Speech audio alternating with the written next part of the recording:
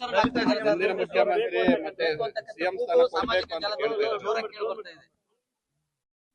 ಸದ್ಯಕ್ಕೆ ಮುಖ್ಯಮಂತ್ರಿ ಇದ್ದಾರೆ, ಅವರೇ ಮುಂದುವರಿತೀವಿ ಅಂತ ಬೇರೆ ಹೇಳಿದ್ದಾರೆ. ಮುಂದುವರಿಲಿ. ಬಿಟ್ಕೊಡೋ ಪ್ರಶ್ನೆ ಬಂದಿಲ್ಲ. ಈಗ ನಾವೇ ಮುಂದುವರಿತೀವಿ ಅಂತ ಹೇಳಿದ್ದಾರೆ. ಒಳ್ಳೆ ಕೆಲಸ ಮಾಡ್ತಾ ಇದ್ದಾರೆ, ಮಾಡ್ಲಿ.